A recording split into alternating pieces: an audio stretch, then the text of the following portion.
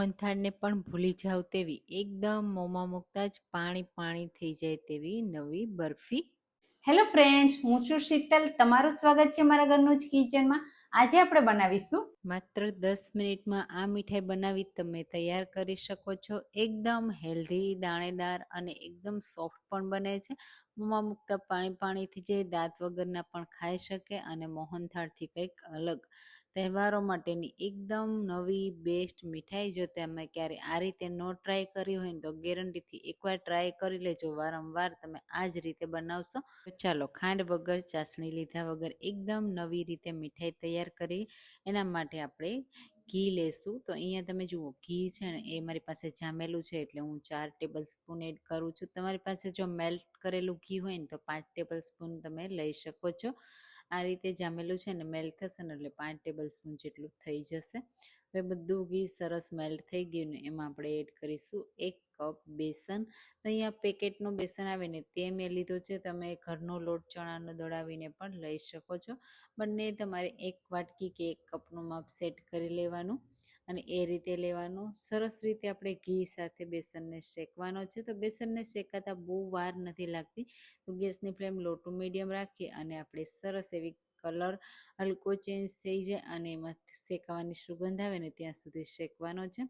તો તમે ગોળવાળી આવી મીઠાઈ ક્યારે ટ્રાય કરી છે કે નહીં મને કોમેન્ટમાં જરૂરથી કહેજો। અને મારી રેસીપી તમે કઈ સિટીમાંથી જુઓ છો ને એ પણ મને કહેવાનું બિલકુલ ભૂલતા નહીં। હવે અહીંયા તમે જુઓ, લોટ જેમ જેમ શેકાતો જશે ને એમ એમાં બબલ્સ ઓછા થતા જશે, એનો હલકો કલર ચેન્જ થતો જશે અને એકદમ પતલો ને લાઇટ થતો જશે। તો આ રીતે લોટ સરસ એવો શેકાઈ ગયો। તમે જુઓ અહીંયા હું તમને બતાવું તો બસ આ રીતનો થોડો લોટ શેકાઈ જાય ને, એકદમ બ્રાઉન નથી કરવાનો, બસ આ રીતે શેકાઈ જાય ને એટલે તરત જ આપણે એમાં એડ કરીશું 1 કપ ઝીણો રવો। તો જો ઝીણો રવો ન હોય ને તો જાડો રવો પણ લઈ શકાય, પણ એનાથી વધારે દાણેદાર મીઠાઈ બનશે અને આ રવો છે ને પરફેક્ટ ટેક્સચર આવશે। એટલે આ રીતે રવો એડ કર્યા પછી તરત જ મિક્સ કરીશું। જો તમને એવું લાગે કે ઘી ઓછું છે તો આ સમયે તમે ઘી પણ થોડું એડ કરી શકો છો। માત્ર 4 ટેબલ સ્પૂન ઘીમાં મારે અહીંયા પ્રોપર મિક્સ થાય છે એટલે હું એમાં ઘી એડ નથી કરતી। તમે જુઓ જેમ જેમ મિક્સ કરતા જશો ને એમ સરસ એવું છૂટું પડતું જશે અને રવો પણ સરસ રીતે શેકાઈ જશે। તો રવો સરસ એવો શેકાઈ જાય ને ત્યાં સુધી આપણે હવે ફરીથી શેકવાનું છે। તો બેસનને બહુ પહેલેથી જ જો તમે વધારે શેકી લેશો ને તો આ સમયે એનો કલર વધારે ચેન્જ થઈ જશે। એટલે પહેલાં જ તમારે બેસનને થોડો શેકવાનો અને પછી રવો એડ કરવાનો। એ રીતે કરશો ને એટલે પ્રોપર બંને સરસ એવા શેકાઈ જશે, બહુ કલર પણ ચેન્જ નહીં થાય અને આ રીતે શેકાશે ને એટલે તમે જુઓ એકદમ સરસ રીતે એમાંથી ઘી છૂટું પડી જશે અને આ રીતે મિક્સર છે ને પતલું થઈ જશે અને પરફેક્ટ દાણા પડી ગયા છે। હજી આ મીઠાઈને એકદમ સોફ્ટ અને દાણેદાર બનાવવા માટે આપણે એમાં એડ કરીશું 1/4 કપ દૂધ। તો અહીંયા દૂધ છે ને એ થોડું થોડું કરી મેં એડ કર્યું છે। એકસાથે એડ કરશું ને તો સરસ રીતે મિક્સ નહીં થાય, એટલે તમારે ખાસ ધ્યાન રાખવાનું। આ રીતે 1 ચમચી જેટલું દૂધ આપણે મિક્સ કરતું જવાનું અને મિક્સ કરતું જવાનું એટલે સરસ રીતે મિક્સ થઈ જશે અને બધા દાણા છોટા છોટા તૈયાર થશે। તો આ રીતે મેં 1/4 કપ દૂધ એડ કરી દીધું। સારી રીતે મિક્સ કરીશું। દૂધ એડ કરશો ને એટલે આ રીતે પેનથી મિશ્રણ છે ને એ છૂટું પડવા લાગશે અને હવે તમારે અહીંયા વધારે આ મિશ્રણને કૂક પણ નથી કરવાનું, કારણ કે હવે સરસ રીતે દૂધ છે ને બધું બળી જશે તરત જ, કારણ કે પેન ગરમ છે અને હજુ આપણે ગેસ પણ ચાલુ રાખ્યો છે। તો ઘણીવાર આપણે એમ થાય કે દૂધ એડ કર્યા પછી આ મીઠાઈ લાંબો સમય સુધી સારી નથી રહેતી, ખરાબ થઈ જાય છે। તો એવું કંઈ નહીં થાય આ મીઠાઈમાં, કારણ કે આપણે પહેલાં જ દૂધ એડ કરી દીધું છે। અહીંયા દૂધ બધું બળી જશે। દૂધના લીધે જે આ લોટ છે ને એમાં સરસ એવા દાણા પડશે।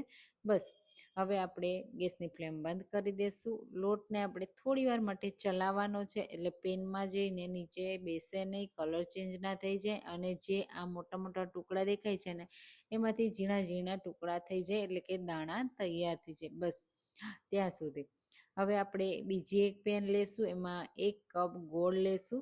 તો હું આ મીઠાઈને ગોળમાં બનાવું છું એટલે ગોળ, અને જો તમે ખાંડમાં બનાવતા હોય તો 1 કપ ખાંડ, બંનેનું માપ તમારે સરખું લેવાનું છે। અને અહીંયા મેં અડધો કપ પાણી એડ કર્યું છે। ગોળને સરસ રીતે મેલ્ટ થવા દેશું। આ મીઠાઈ એટલી ટેસ્ટી અને હેલ્ધી બને છે કે કે તમે આ રીતે ગોળમાં ગેરંટીથી બનાવશો. તો ગોળ અહીંયા મેં કોલ્હાપુરી આવે ને એ લીધો છે, એના લીધે આ મીઠાઈનો પરફેક્ટ કલર રહેશે. અને જો તમારી પાસે દેશી ગોળ હોય ને તો તમે એ પણ લઈ શકો છો. આ રીતે ગોળ સરસ એવો મેલ્ટ થઈ ગયો. હવે આ જે મિશ્રણ છે ને આપણે 2 થી 3 મિનિટ ઉકાળી લેવાનું. તો અહીંયા તમે જુઓ ને તો તમને ખબર પડી જશે કે આ રીતે ઉકળી જશે, થોડુંક ઠીક થઈ જશે ને એટલે તમે આ રીતે ચાસણી એની ચેક કરશો ને તો તમને આઈડિયા આવશે કે એક તારની ચાસણી તૈયાર પણ થઈ જશે. તો અહીંયા કોઈ આપણે ચાસણી નથી તૈયાર કરવાની, પણ તમે થોડી વાર આ રીતે ઉકાળશો ને એટલે હું તમને બતાવી દઉં છું કે એમાં ચાસણી પણ થઈ જશે. હવે આ જ સમયે આપણે નીચે ઉતારી લેશું અને ગેસની ફ્લેમ અહીંયા આપણે એકદમ લો રાખીશું, કારણ કે આપણે ચાસણી નહોતી કરવાની એટલે ખાસ ધ્યાન રાખવાનું. વધારે પડતું આપણે જે ગોળવાળું મિશ્રણ છે ને એને કૂક નથી કરવાનું. જો તમે વધારે કૂક કરી લેશો ને તો આ મીઠાઈ થોડીક હાર્ડ થશે, કઠણ થશે. બસ એક તાર જેવું થઈ જાય ને તો ચાલે, એનાથી ઓછું હોય ને તો પણ ચાલશે, પણ વધારે નહીં કરવાનું. અને તરત જ આ રીતે મિક્સ કરવાનું. તમે જુઓ આ રીતે તરત મિક્સર કરશો ને એટલે બધું મિશ્રણ ભેગું થઈ જશે અને એકદમ દાણેદાર મીઠાઈ છે ને તૈયાર પણ થઈ જશે.